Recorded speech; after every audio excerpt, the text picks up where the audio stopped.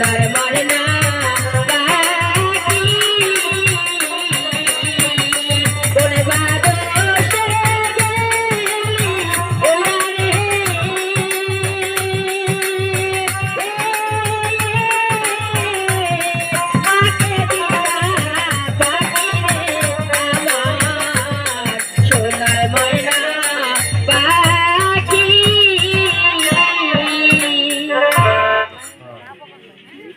গাজী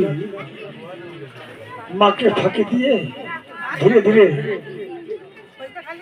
জঙ্গলের ভিতর থেকে হাঁটতে হাঁটতে কিছু দূর গিয়ে একটি বট বৃক্ষের নিচে বসে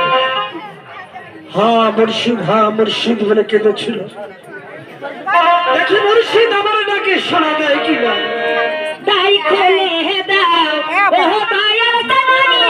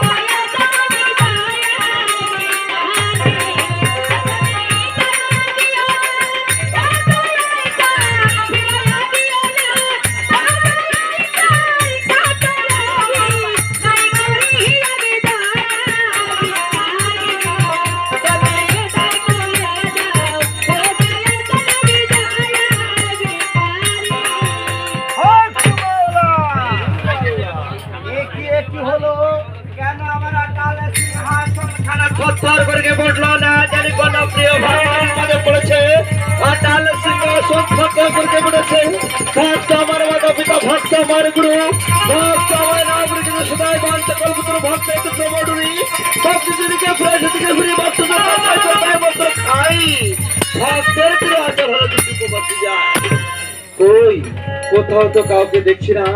ওই তো একটি বালকের বৃক্ষের নিচে বসে আল্লাহ আসে নাম আলোচনা করছে। মন কার কাছে বলবো, ওই বালকের কাছে আমি তার জিজ্ঞাসা করবো, একটি বালক কোথায় বাড়ি কোথায় ঘর কি নাম কি খুলে বলে একবার আমাকে সারা আমার সঙ্গে কথা বলো। কথা বলবে না বালক, তুমি খোদা রাখে না ভাবতে আছো। আজ আমি কথায় বলছি হিরে, আমার কাছে সত্য গোপন করবে আল্লাহ রসুলের কিরে। তুমি কি নাকি আমার ধ্যানকে ভঙ্গ করলে? তোমার পরিচয় দাও।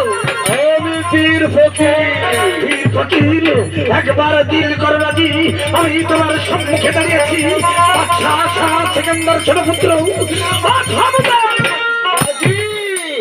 আজ রাজা রাজপ্রাসাদ ছেড়ে অরুণ জঙ্গলে এসে বৃক্ষের নিচে বসে ওই মুর্শিদের নাম আলোচনা করছে। বলো তুমি কোন বিপদে পড়েছো?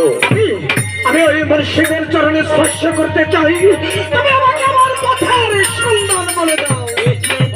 যার পিতা বাদশাহ সেকেন্দার আজকে পিতার রাজপ্রাসাদ থেকে হয়ে কাঙ্গাল বেল ধারণ করে তারা পথে পথে ভিক্ষা করবে।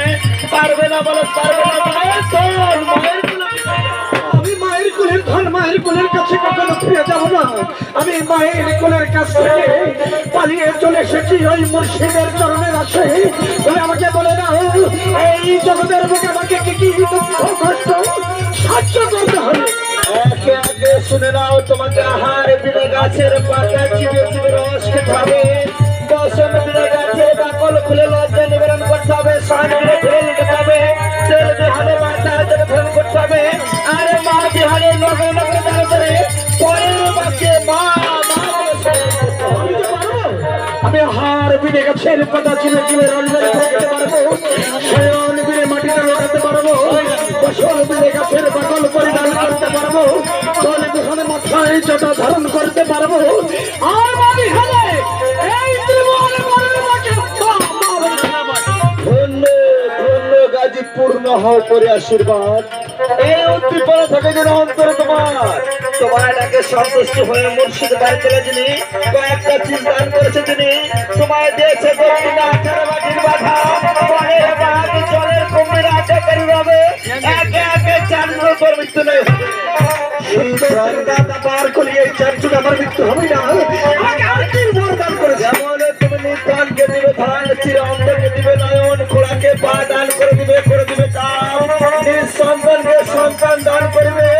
আর যখন হলো মুর্শিদ বাড়ি চালারো না আরো সে চাষা চমর খলম কলকাতা এদি আমার হবে কোন কাজ? ঠিক বলে চাষা হাতে নেবে খলমার কলকাতার পায়ে পরিধান করে পথে চলবে। চলার পর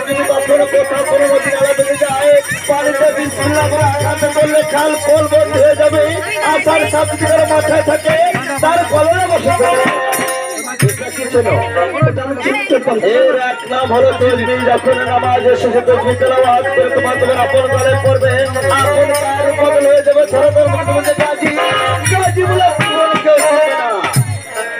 যে মা যে 10 মাস 10 দিন গর্ভে ধারণ করেছে, দিয়েছে স্তনযুক্ত করেছে, লালন পালন, ওই মাও তোমায় চিনবে না।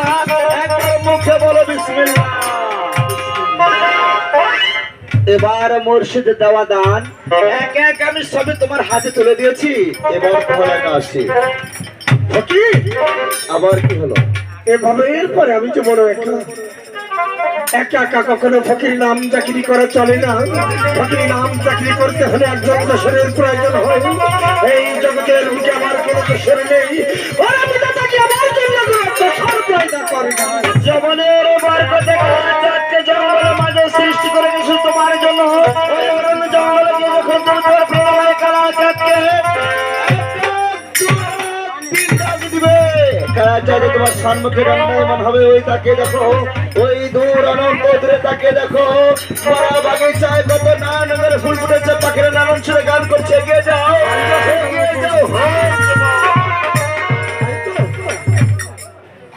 ফকির বলে গেল, সম্মুখে তাকিয়ে দেখো, বাগিচায় নানান রঙের ফুল ফুটেছে, আর পাখিরা নানান সুরে গান গাচ্ছে। কই কোথাও তো বাগিচায় কোনো ফুল ফুটে নেই, কোথাও তো পাখির তলে তলা হল নাই। মনে হয় মুর্শিদ আমাকে ফাঁকি দিয়ে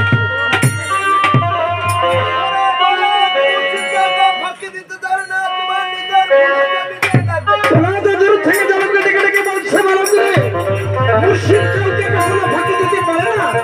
তুমি একবার ভালো করে দেখে